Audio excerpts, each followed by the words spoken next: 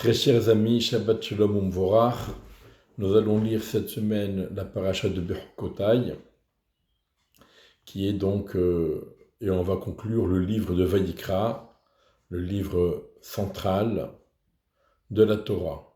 Qui dit central, dit aussi, dans une certaine mesure, principal. La Gemara rapporte que Ezra tiken d'Israël, chez Yiyu Korin,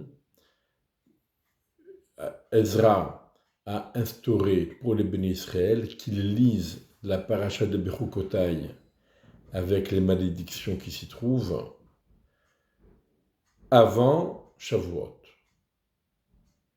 ainsi que la paracha de Kitavo dans le livre de Devarim, la paracha de Kitavo avec les malédictions, les remontrances qui s'y trouvent avant Rosh Hashanah. Pourquoi ? Parce que Tichle Shana veut qu'il elotea, que l'année se termine avec ses malédictions. On n'aime pas commencer une année en lisant des malédictions. On préfère terminer l'année, ça y est, on a lu les malédictions, on a fermé entre guillemets le livre, et maintenant on passe à autre chose, à un nouveau livre plein de bénédictions, le livre de Bamidbar, que nous lirons donc la semaine prochaine, juste avant, à la veille de Shavuot.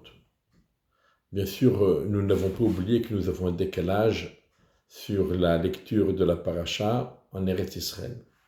Alors il faut savoir qu'à l'époque de Ezra, on ne lisait pas toute la Torah chaque année. Le cycle de la lecture de la Torah prenait 3 ans à l'époque de Ezra. Donc il est évident qu'il n'y a pas de raison qu'on lise de façon régulière la paracha de Bechukotai avant Shavuot et la paracha de Kitavo avant Rosh Hashanah.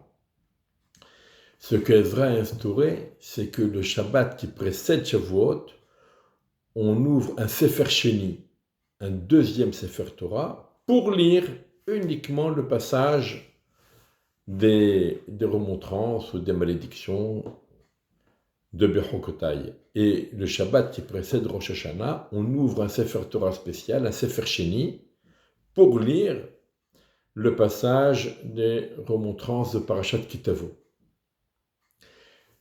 Pourquoi Ezra a insisté sur ces deux lectures à ces deux moments ? Parce que, comme nous avons dit, Tichle Shana veut elotea, que l'année se termine avec ses malédictions.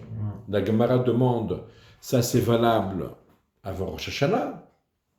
Effectivement, il y a une nouvelle année qui va commencer. Mais pourquoi avant Shavuot ? La Gemara répond, parce que Shavuot également est considéré comme un Rosh Hashanah, puisque c'est marqué que Ba'atzeret nidonin al perot hailan. Et Atzeret, c'est le nom que les Chachamim ont accordé à la fête de Shavuot. Atzeret, stop, il faut marquer un arrêt. On est jugé sur les fruits de l'arbre.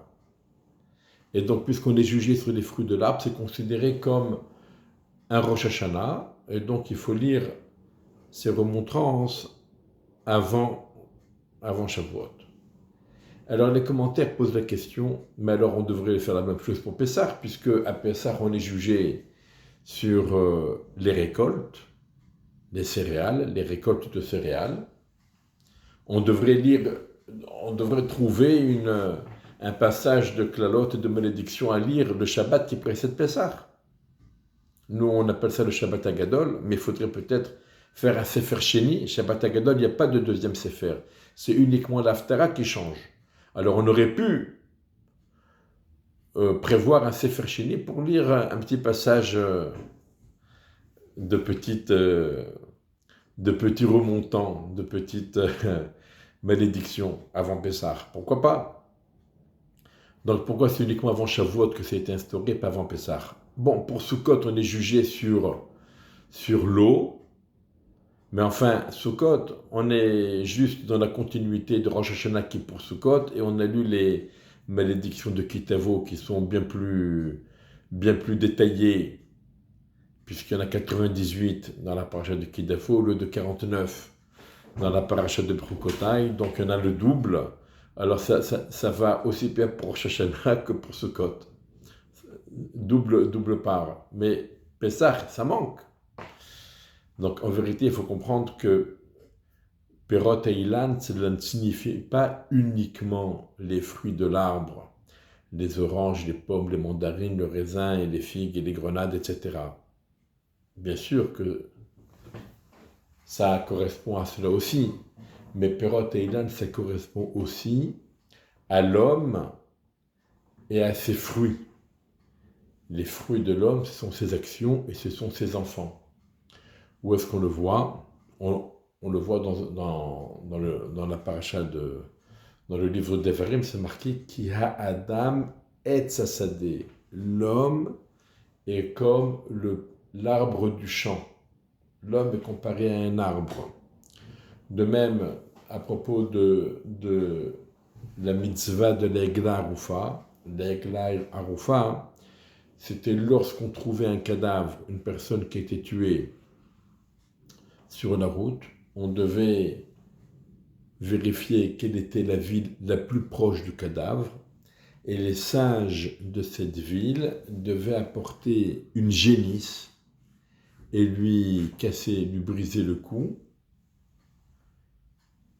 Nahal Etan, sur les rives d'un Nahal Etan. C'est quoi Nahal Etan?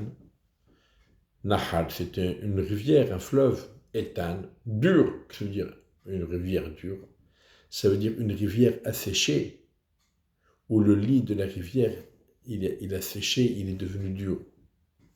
Et pour qu'une génisse et pas une vache, la Gemara elle dit, c'est une allusion pour nous dire de même que cet homme, il a été tué sans qu'on lui laisse la possibilité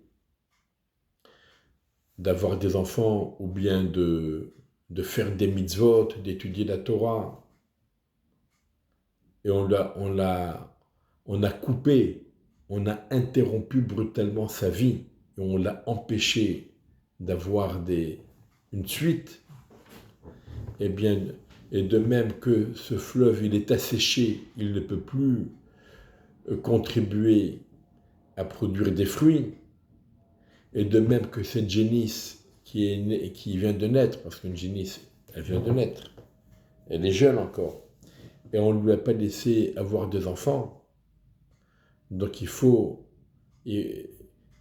trouver une correspondance entre la tragédie et entre le sacrifice que l'on va faire pour réparer cette tragédie. Donc, pour réparer la faute d'avoir tué un homme et l'avoir empêché de se reproduire, on apporte une génisse qui ne va pas se reproduire et on va lui briser la nuque au bord d'un fleuve qui ne produit plus rien, qui s'est asséché, qui ne produit plus rien. Et on voit dans cette Gemara que les fruits, l'homme est considéré comme un arbre, et les fruits de cet arbre, les fruits de l'homme, sont ses enfants et ses bonnes actions. À Shavuot, on est jugé, c'est pas uniquement l'arbre et les fruits, mais c'est l'homme et les fruits de l'homme, comme on voit pour Noach, où Rashi rapporte que l'essentiel des toladot, les toladot, ça veut dire des productions, les dérivés, les engendrements de l'homme, ce sont ses bonnes actions. Et donc, à Shavuot, l'homme est jugé, et il va être jugé pour ce qu'il produit, c'est-à-dire ses enfants, l'éducation des enfants. Est-ce qu'il les met à l'école juive? Est-ce qu'il les inscrit au Talmud Torah?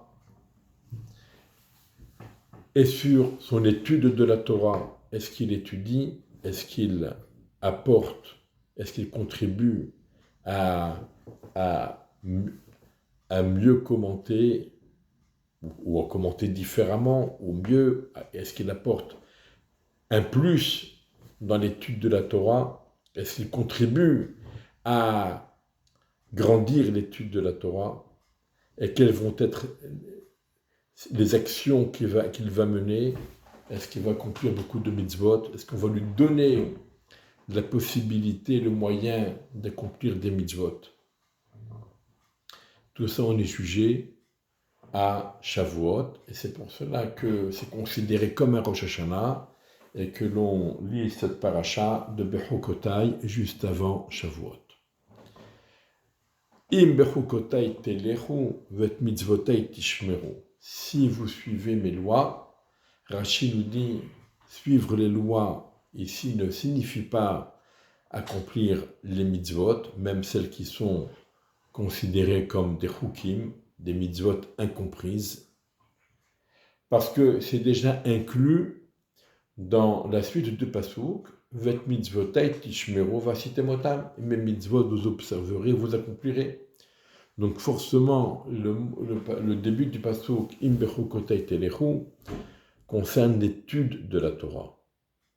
Si, et Rashi nous dit, attention, pas n'importe quelle étude, une étude avec acharnement, une étude où on s'investit dans l'étude de la Torah.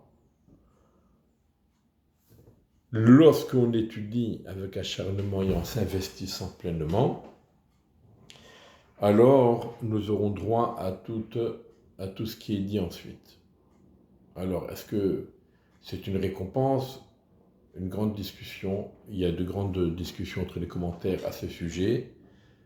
Et ça, on aura l'occasion, Bezrat Hashem, d'y réfléchir et d'en discuter.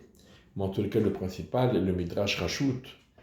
Melamed qu'Akadosh Baruch Hu mit'ave la malah shel Torah. Akadosh Baruch Hu désire, entre guillemets, excusez-moi pour l'anthropomorphisme, il est friand de l'étude de la Torah produite par les bénis Israël avec acharnement et avec investissement.